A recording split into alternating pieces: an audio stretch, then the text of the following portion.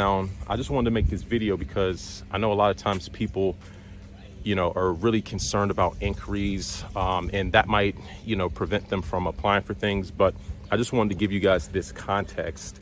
You can minimize the amount of inquiries you have depending on the strategy that you deploy. And that's why I'm always preaching data points, right? Researching the institution before you apply, and, just seeing what the requirements are before. Another way to minimize inquiries, like I said, is through research. It doesn't mean just because I have a long credit history and 800 credit scores, that doesn't mean I can keep applying for things and keep getting approved, because I don't care what your credit profile is. Eventually you will get denied. Even if you have an 800, I get denied sometimes as well. I'm not perfect. So you also want to look at how many times you're applying within a short window, right? Because my rule of thumb is you're probably good for about 3 credit inquiries. Not to say that you can't get more, but I would say 3 credit inquiries per bureau within a 6-month time window.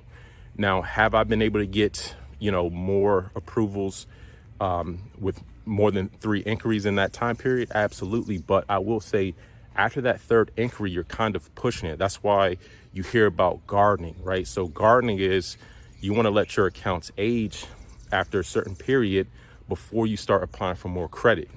And so, once you, apply a lot of these different techniques, you could really maximize the amount of credit accounts that you can get.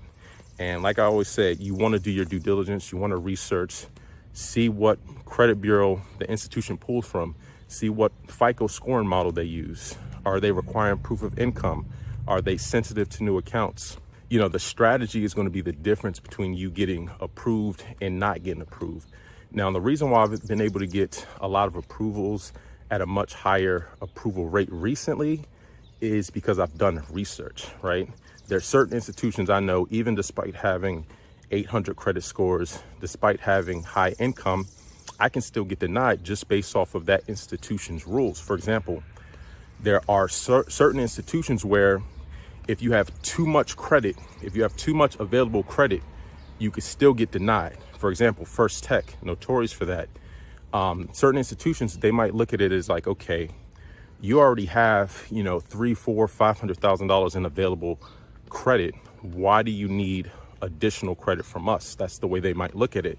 So there's a lot of different nuances when it comes to applying for different credit accounts. But I would say overall, inquiries is one component that you really don't want to put too much emphasis on. Yes, you should be cognizant of it. So yeah, there's no hard rule on, how many inquiries or too many inquiries. Like I said, I have my own rule of thumb. You want to minimize the inquiries within a short period of time, but it's different, like I said, when you have a long credit history versus when you have a short credit history. When you have a short credit history, having a lot of accounts or applying for a lot of accounts in a short period, when you have a thin profile, is looked at as risky. But when you have a thick profile, it's not looked at the same. That doesn't mean that you're going to get approved still, because each institution has their own threshold in terms of what they consider too many new accounts or too many inquiries.